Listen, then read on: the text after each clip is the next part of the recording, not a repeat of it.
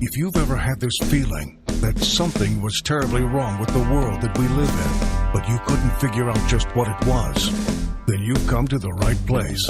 Secret societies, mystery religions, and the Illuminati have been controlling our reality since the beginning of time. But not anymore, because there is an awakening happening, and you are about to become a part of it. Wake up, because this is a call for an uprising. This is a call for an uprising. Welcome to today's show. I've been talking about this whole concept of the defunding the police. I have to be very careful of how I word this and what I say, because clearly they're very offended by anything that makes sense in regards to what they've had planned and what they're planning and going through with right now. But one of the things I mentioned in the process of this, which they're going to start using propaganda to get into people's heads of how this could work and how we could live in a society that would be free of police. And again, this is to then create some type of massive event, which could involve China, Russia, Korea, who knows, right? We could bring back the old cave people, the ISIS, or whoever else they want to bring in, and say that they did some type of attack. And then we're stuck with no police. Or it could be something that results from the civil unrest that's occurring and we're stuck with no police. Or it could be an event that occurs at a school and we're stuck with no police, in which case they would have to bring in martial law. Now, one of the things I said to look out for was that the police will start giving the middle finger back, right? And the big stories that have come out in the last few days is that policemen all around the country and many cities are resigning and stepping down from their posts. This is what I said exactly would happen.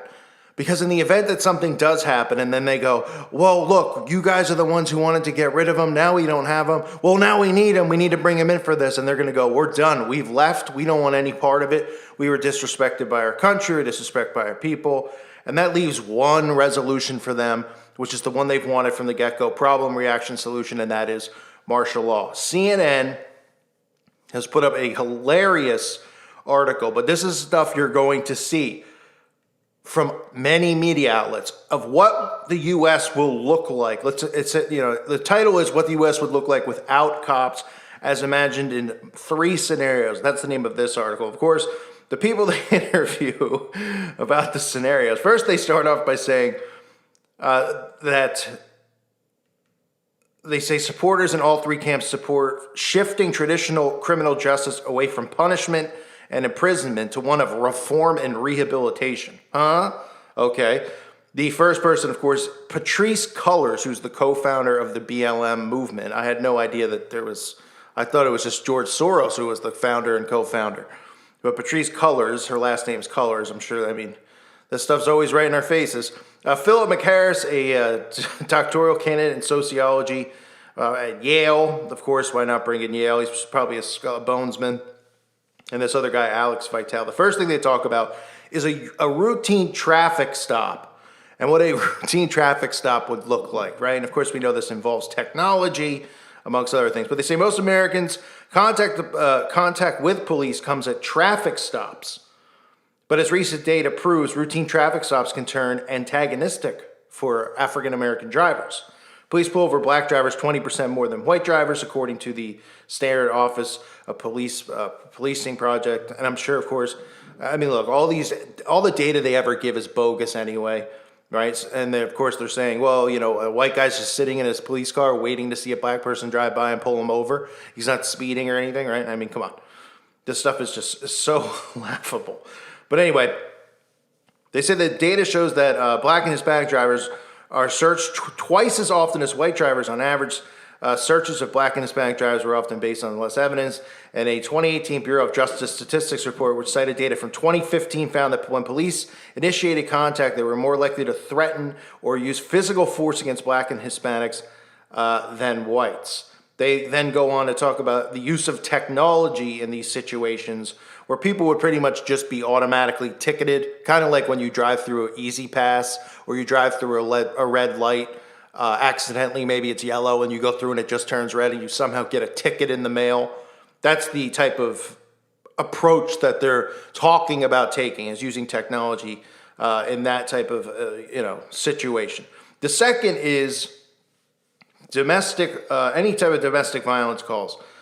They're talking about how, and I mean, I don't know what are they going to send? RoboCop? I mean, is that what they're going to tell us now?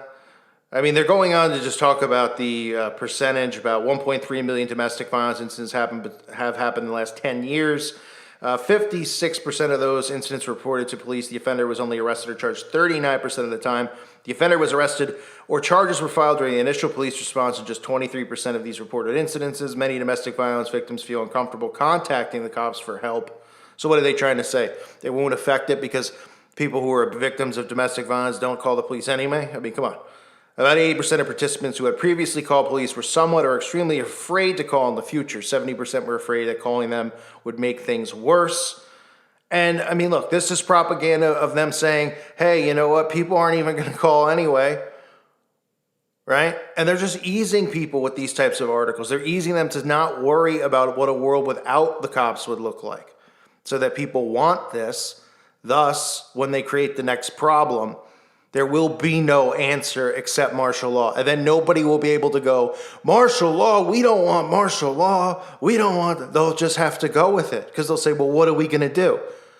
Let ISIS come in and let, or have civil unrest in these cities continue on without anyone getting between anyone? Oh, here's whites and blacks fighting again. Right? And then they go on to talk about the events that occur at schools. I can't actually talk about that here on YouTube, because they'll just say I'm promoting some type of hate speech. But they're talking about how pretty much, I'll put it in a nutshell, which is pretty easy to figure out. How would we stop that? Because that's something we'll need the police for. And they're saying, well, all we have to do is take away people's ability to own guns. And then we don't have to worry about events occurring at schools, right?